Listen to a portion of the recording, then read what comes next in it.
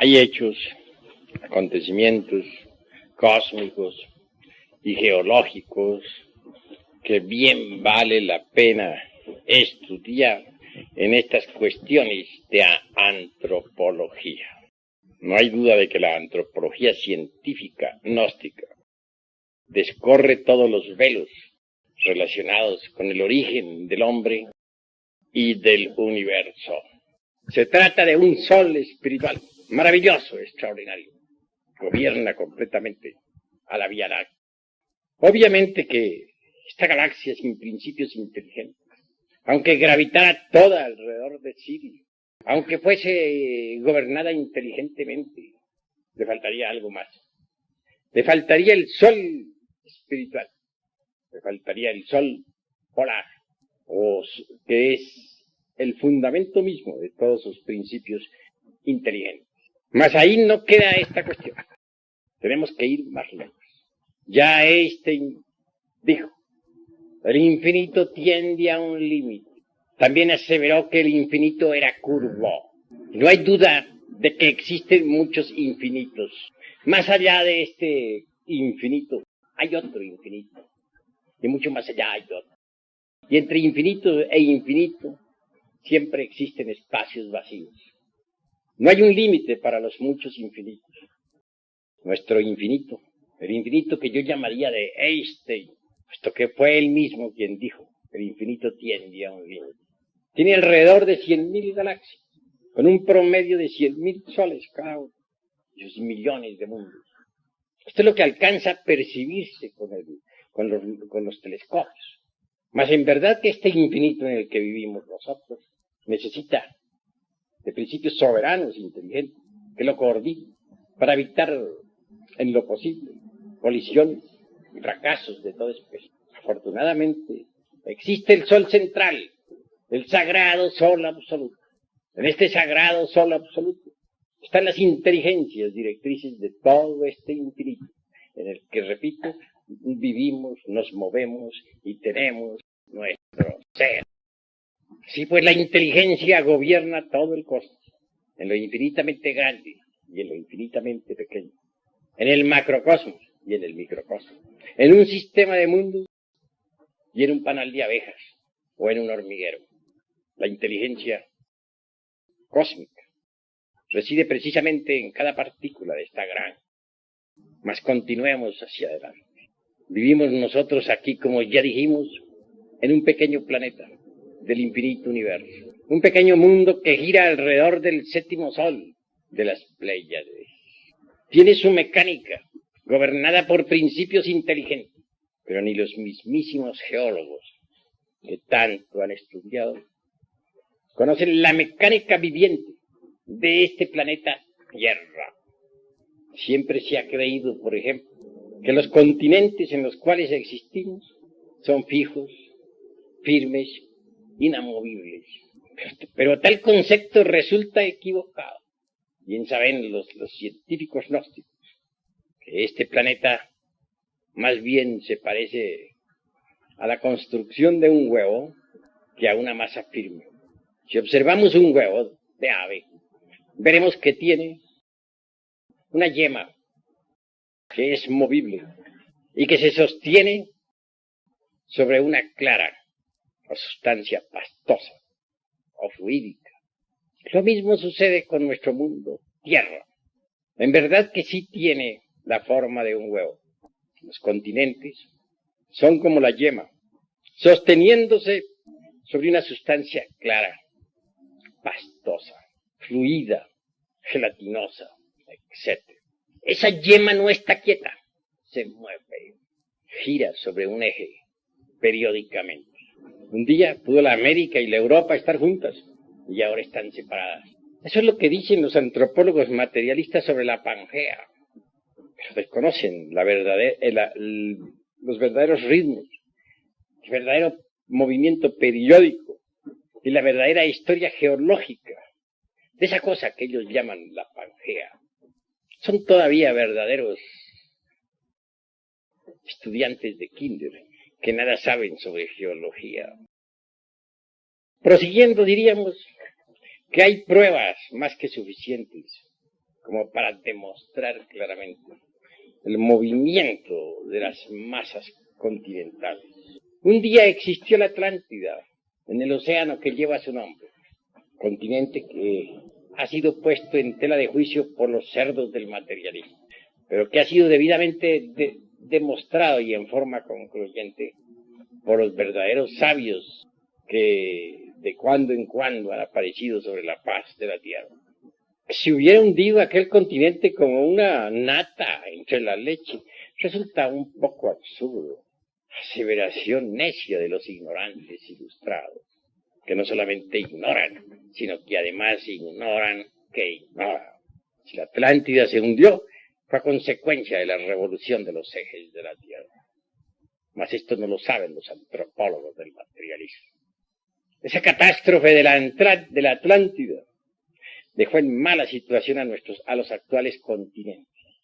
Observen ustedes las Américas y verán que del lado del Pacífico se inclinan como queriendo hundirse en el océano mientras se levantan del lado oriental. Es algo similar a lo que pasa con un barco. Nunca se hunde verticalmente, siempre del lado.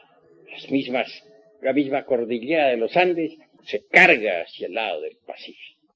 Obsérvese luego la Europa.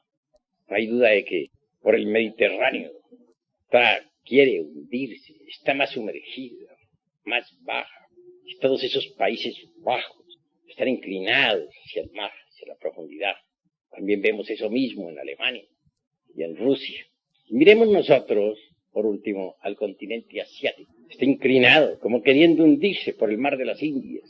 Así que los continentes quedaron averiados con la gran catástrofe atlántica, que desequilibró verdaderamente la formación geológica de nuestro mundo Tierra. Hemos hablado mucho de soles y de catástrofes y de todo por el estilo. Los soles de Anáhuac es algo que nos invita a la reflexión. Los soles náhuatl son interesantísimos. El sol del fuego, el sol del aire, de las aguas, de la tierra. Marcan catástrofes cósmicas tremendas.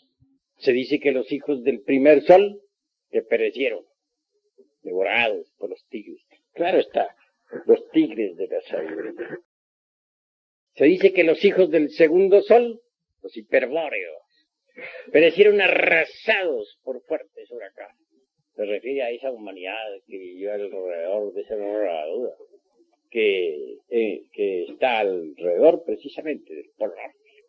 Se afirma que los hijos del tercer sol perecieron por sol de lluvia de fuego y grandes terremotos. Los lemures, que los hijos del cuarto sol perecieron por las aguas. Los atlantes, que los hijos del quinto sol, nosotros, las gentes de esta época, pereceremos por el fuego y los terremotos. Y así será, se cumplirá, dentro de muy poco tiempo. Que los hijos del sexto sol, de la futura tierra de lo mañana, perecerán, pero también, aunque perezcan sobre los soles náhuatl, pasaremos a un ciclo menor.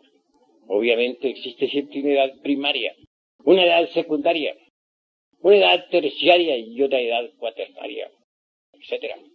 Mas no basaremos estas edades ahora en las 5 razas que han existido, no. Esta vez las fundamentaremos en algo distinto.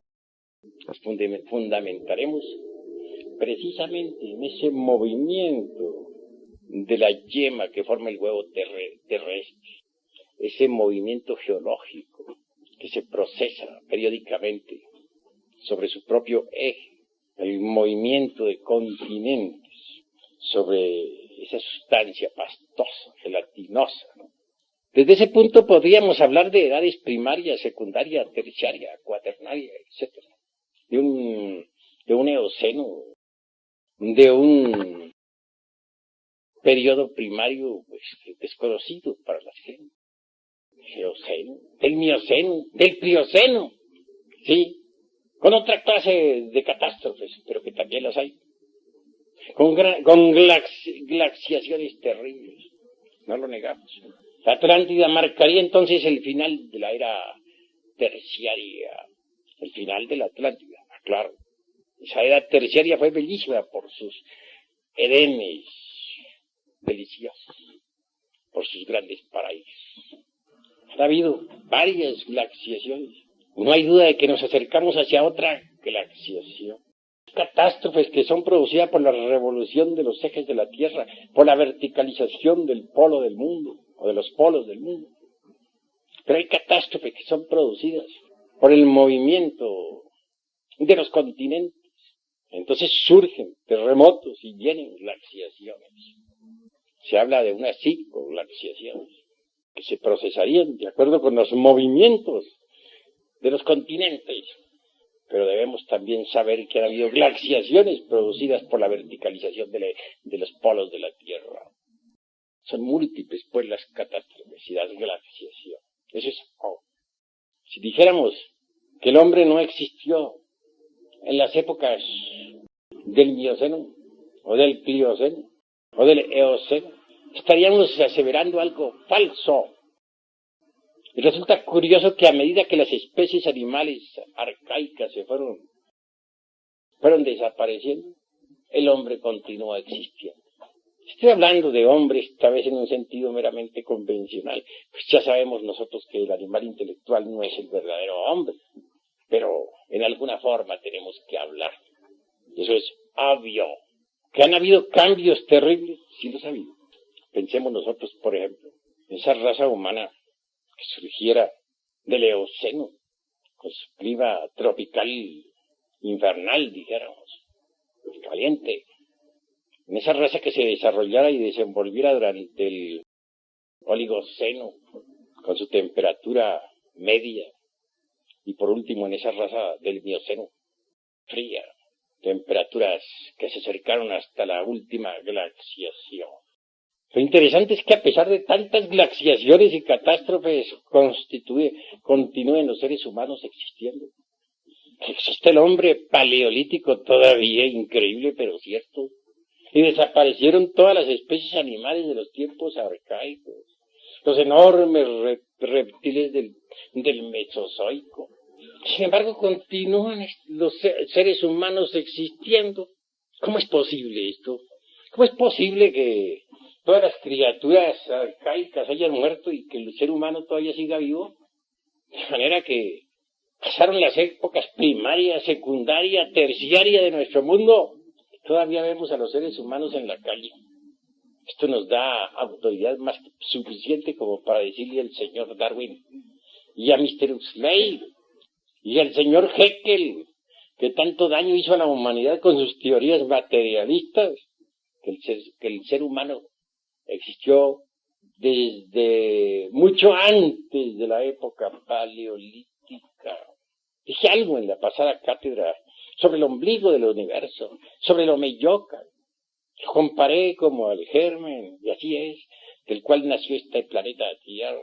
Pues claro que el Omeyocan se desenvolvió en varias dimensiones antes de que el planeta Tierra pudiera existir físicamente. Quiero decir que en el Omeyocan, el ombligo del mundo, se gestó el planeta Tierra, que pasó por varios periodos de actividad en diversas dimensiones, antes de cristalizar en la forma física actual. Es obvio que el ser humano como semilla se desenvolvió desde el Omeyocan, y fue cristalizando poco a poco a través de diversas dimensiones, hasta tomar la forma física en la época polar. Pero aquí estamos tocando asuntos que molestan a los materialistas. Ellos dicen que no creen sino en lo que ven. Sin embargo, creen en todas sus utopías. Andan buscando al hombre primordial entre las capas subterráneas de la época cuaternaria. Inventan cada día más y más teorías de las que creen. No las han visto, pero creen. Entonces están diciendo mentiras, están creyendo en lo que no ven. Son unos falsarios. Eso es obvio. Están asegurando falsedades, diciendo que no creen sino en lo que ven y creen en un poco de conjeturas, de hipótesis que no han sido comprobadas jamás, nunca. Nosotros podemos comprobar lo que decimos.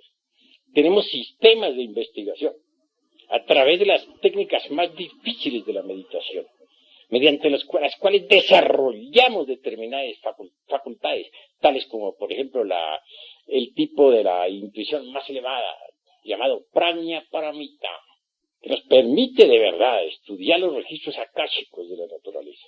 En esos registros está toda la historia de la Tierra y de sus razas.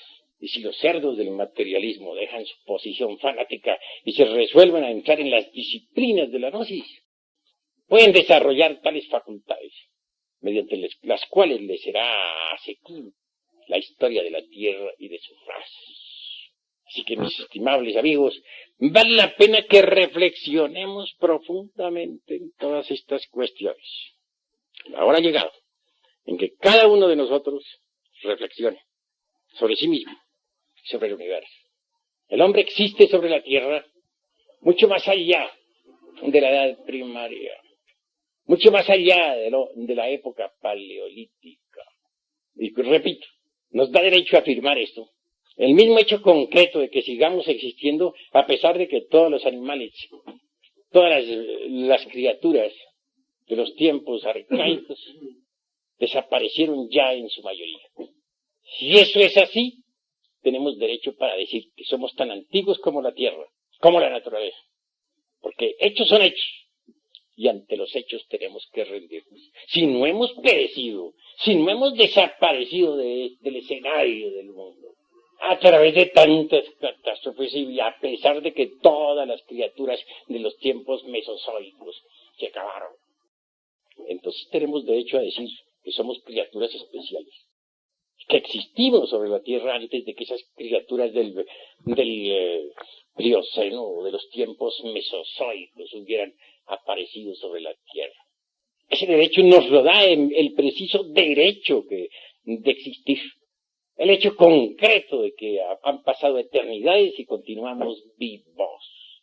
Murieron las criaturas contemporáneas de nosotros. Sin embargo, aquí estamos vivos. Todos perecieron, pero nosotros seguimos vivos. Por lo tanto, tenemos derecho a reírnos en las narices de un Huxley, o de un Darwin, o de un Haeckel, personaje que fue tan fatal para la humanidad, y que su nombre se borre de la historia, y que nunca se escribe en las calles, como dijera Hall. Los distintos escenarios en los que se ha desenvuelto esta humanidad merecen ser tenidos en cuenta. Cuán sabios son los soles maravillosos de los náhuatl. No solamente contemplan a aquella raza que fue devorada por los tigres de la sapiencia, sino también a los hiperbóreos que perecieron arrasados por fuertes huracanes, y a los lemures que perecieron por sol de lluvia de fuego y grandes terremotos, y a los atlantes que perecieron abnegados por las aguas. Esos soles náhuatl van más lejos. Contemplan también los movimientos de esa yema de huevo dentro de la clara, los movimientos periódicos de estos continentes que tan pronto se separan, que tan pronto producen grandes glaciaciones donde perece toda vida, como originan nuevas actividades. Esos soles de Anáhuac trabajan a través de los periodos primario, secundario, terciario, cuaternario, etc. Por último, se les eleva en los cambios de fuego que de cada 52 años. Estamos ahora en el quinto de sus cambios, el quinto sol. Es que la doctrina secreta de Anáhuac contiene tesoros preciosos que nunca jamás aceptarían los enemigos de México, los antropólogos del materialismo ateo. Hasta aquí mis palabras. Paz del cielo.